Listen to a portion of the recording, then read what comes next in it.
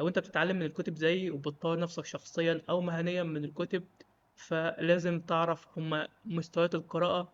علشان انت في الغالب في المستوى الاول من القراءة، فكده ما بتستفادش بالشكل الكامل من الكتاب اللي انت ماسكه حاليا، او ممكن في تعلمك زي ما انا كنت بعمل. فاول حاجة خليني أقول إن المستويات بشكل تفصيلي أكتر في كتاب اسمه كيف تقرأ كتاب، النسخة العربية معايا، فلو أنت عايز الكتاب هتلاقيه موجود في الجروب اللي تحت ده في ترشيحات الكتب زي ما واضح كده. بس خلينا نغبش على الحتة دي علشان كده يعني. المهم خلينا نكمل. فاول حاجه المستوى الابتدائي، في المستوى الابتدائي اللي هو انك بتعرف تقرا، يعني اللي هو القراءه العاديه اللي هو انت بتعمله دلوقتي. تاني حاجه وهو فكره اللي ممكن نقول عليه اعمل بذكاء، القراءة التفحصية، فكرة انك انت تعرف تتفحص الكتاب من غير وتعرف هو بيتكلم عن ايه وايه الموضوع اللي يخصه والمواضيع الأساسية من غير ما تقرأ الكتاب.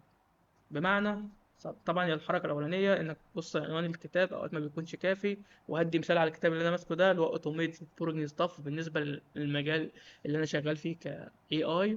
فالمهم بعد كده الفهرس إنك بتشوف طبعا في بعض الفهرس، يعني لو أنا هنا فتحت هنا الفهرس تفصيلي شوية. يعني هنا الفهرس كل الانترودكشن مكتوب تحتها النقاط اللي تخصها، ولكن اوقات بيبقى الفهرس زي الفهرس الاولاني اللي ما فيهوش تفاصيل، مجرد ايه بيتكتب نقاط فقط كده. فالمهم لو في تفاصيل فيبقى كويس، لكن لو ما فيش تفاصيل بتضطر انك تكمل برضه وتدخل على كل اول شابتر. في الغالب بيبقى فيه شرح بسيط ونبذة على اللي انت هتتعلمه في الشابتر.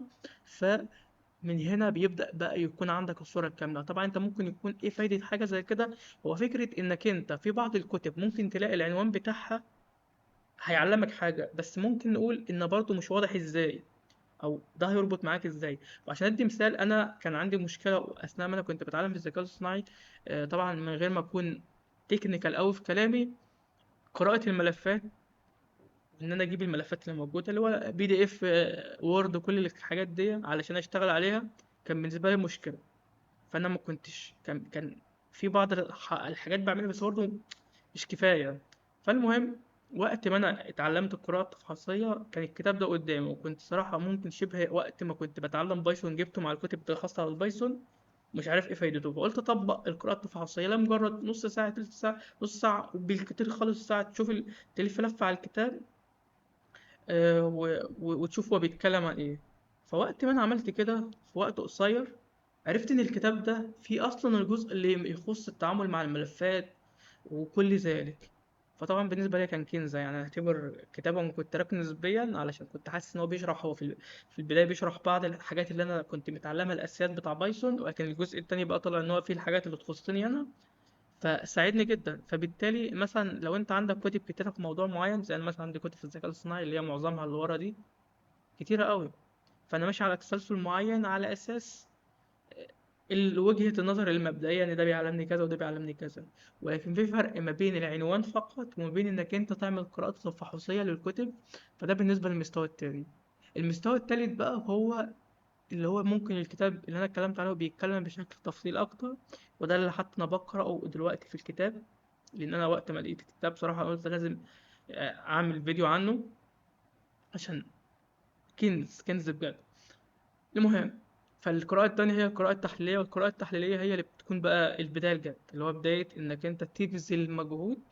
وركز، تبذل مجهود على أساس إنك أنت تتعلم بجد. فكتاب زي ده وحتى بيتكلم إن أصلا وقت ما تعرف إن يعني الكتاب الصحيح هو الكتاب اللي بيبقى صعب نسبيا، بحيث إن هو الكاتب بيبقى على مستوى من المعرفة، خلينا نقول مستوى من الخبرة أفضل، أعلى من مستوى خبرتك، وبيحاول يوصل لك من خلال الكتاب ويعلمك بحيث إنك توصل للمستوى الخاص بيك.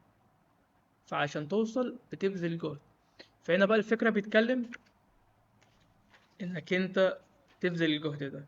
طبعا هو أنا عشان معودش أفتي لسه معرفش التفاصيل قوي، ولكن أنا قرأت الجزء الأولاني فيما يخص، يعتبر أنا أخلص الكتاب ممكن النهاردة أو بكرة بالكتير قوي. فالمهم إنك أنت تبذل جهد بقى عن طريق فكرة إنك تحاول تفهم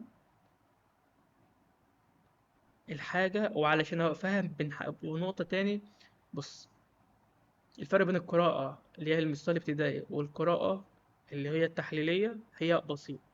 القراءة اللي هي بتاع المستوى الابتدائي بتزودك معرفة أو معلومات، القراءة التحليلية بتساعدك على الفهم. والفرق ما بين الاتنين فكرة، في فرق ما بين إنك أنت تقول إزاي الحاجة بتتعمل كلام، وإزاي إنك تعمل الحاجة. تمام. يعني في فرق بين إنك أنت مثلا تقول ده علشان ولنفرض تعمل كيكة، المفروض تجيب بيض، المفروض تجيب دقيق وشوية سمن واللي هو الخميرة، وتعجنهم شوية وبعدين تحطهم في الفرن، وانت كده مبروك عملت كيكة. جميل، انت كده عندك المعلومة فعلا وعندك كذا، ولكن هل انت فاهم الحاجات دي بتتعمل ازاي بالظبط؟ بمعنى بتعرف تعملها؟ اللي هو لو جبت لك الحاجات دي هتعرف تعمل انت الكلام ده بإيدك؟ فلو لأ، يبقى بكل بساطة انت كده ما فهمتش. ده من منطلق وجهة نظر الكاتب في الكتاب الخاص بيه. فبالتالي أنا فاتح كتاب زي ما هو. طبعا بايثون هي لغة برمجة تخليني أتكلم مع الكمبيوتر. أنا بالنسبة لي ماشي مع الكاتب، والكاتب بيشرح لي حاجة إزاي أعمل حاجة معينة، زي ما أنا قلت قراءة الملفات، أو إن أنا أتحكم بالملفات اللي في الكمبيوتر. فجميل، أنا فهمت البتاع ده. اقفل كده، طبق بقى. هو أنا نفسي طبق. معرفتش أطبق، يبقى أنا كده اللي هو ما فهمتش. ده اختصارا. تفاصيل أكتر ممكن أبقى أعمل فيديو ثاني أصلا عن الموضوع ده بعد ما هو أتكلم أكثر تفصيلا. ولكن خلينا نخش في المستوى الرابع. والمستوى الرابع هو القراءة المرجعية. القراءة المرجعية اللي هو بكل بساطة، لو إحنا تلات كتب دول ما تعتبرهم تلات كتب عن موضوع واحد، فالقراءة المرجعية بتبقى محددة عن موضوع واحد وبيتطبق فيها المستويات بشكل اللي هما بقى بتتبني على التلات مستويات، لأن كل حاجة، كل مستوى بيتبني على اللي قبليه. فأنت هنا بتتفحص الكتب وتعرف الهيكل بتاعهم، وكمان آه، مش بشكل زي الشكل الأولاني اللي كل كتاب بشكل منفصل. ده انت القراءات ال- التفحصية بتحاول تربط، ممكن نقول، الترتيب والهيكل فيما يخص الموضوع، عندنا مركز على الموضوع.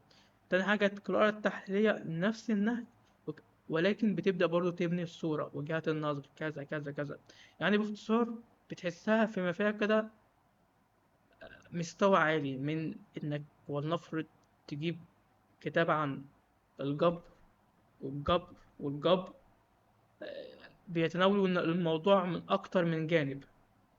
فده لينا وجهة نظر في حل المسائل، وده ليه وجهة نظر في حل المسائل، وده ليه وجهة نظر في حل المسائل.